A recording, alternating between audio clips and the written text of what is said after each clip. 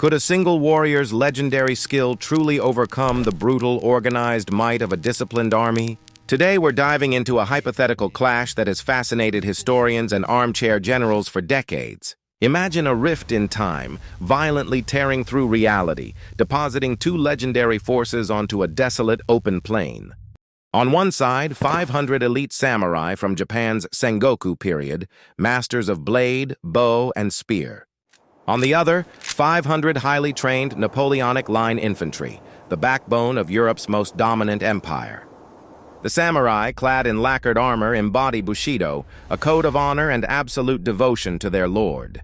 Each samurai is a walking arsenal, wielding the deadly katana, a long yari spear, and the powerful yumi bow. Their training begins in childhood, honing their bodies and minds into precision instruments of war. They fight with unparalleled individual courage, relying on personal prowess and swift, decisive strikes. Across the field stand the Napoleonic infantry, a sea of blue coats and shakos, their muskets glinting. These men are drilled relentlessly, their movements precise and synchronized, forming an unbreakable human wall. Armed with the infamous Brown Bess musket and its attached bayonet, they deliver devastating volleys of fire. Their strength lies not in individual heroism, but in their collective discipline, firepower, and unwavering formation. This isn't just a battle of weapons, it's a clash of philosophies, of ancient tradition against early modern efficiency. One side values the singular perfect strike, the other the overwhelming, coordinated fusillade.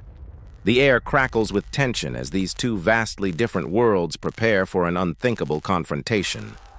The samurai adjust their helmets, their eyes fixed on the distant ranks, preparing for their charge. Meanwhile, the infantry officers bark orders, ensuring their lines are perfect, ready to unleash a storm of lead. Then, a single shot cracks, followed by a thunderous, ripping volley that tears through the air, signaling the battle's brutal commencement. Smoke billows, momentarily obscuring the charging samurai, but their disciplined advance is relentless, a wave of fury against the lead storm. Many fall in that first devastating fusillade, yet the momentum holds, driven by an unwavering code of honor and courage. The infantry reload with practiced speed, another deadly volley tearing into the advancing ranks, painting the ground with sacrifice. Still, the distance closes agonizingly. Finally, they hit.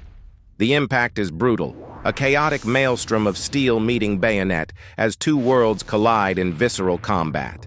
Individual skill shines as samurai warriors carve through formations, their agile movements a stark contrast to the infantry's rigid lines. Yet, the sheer weight of numbers and coordinated thrusts of bayonets begin to tell, the disciplined infantry fighting with grim resolve. Commanders on both sides shout urgent orders, trying to adapt to the unprecedented chaos unfolding before their very eyes. A samurai general, leading from the front, cleaves through several soldiers, inspiring his men to push deeper into the enemy ranks. The battle becomes a gruesome dance of death, each side paying a terrible price for every inch gained or lost. But gradually, the relentless attrition of musket fire, even at close range, begins to overwhelm the samurai. Their initial magnificent charge, though glorious, could not sustain itself against the organized firepower and defensive formations.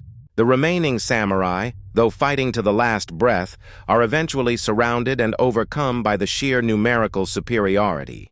The field falls silent, save for the groans of the wounded. A hollow victory for the exhausted infantry, marked by immense cost. This brutal hypothetical reminds us that technological advancement, combined with disciplined organization, often triumphs over individual prowess. It's a somber reflection on a world that changed, but the samurai's unwavering spirit forever reminds us of conviction's enduring power. What historical clash should we imagine next?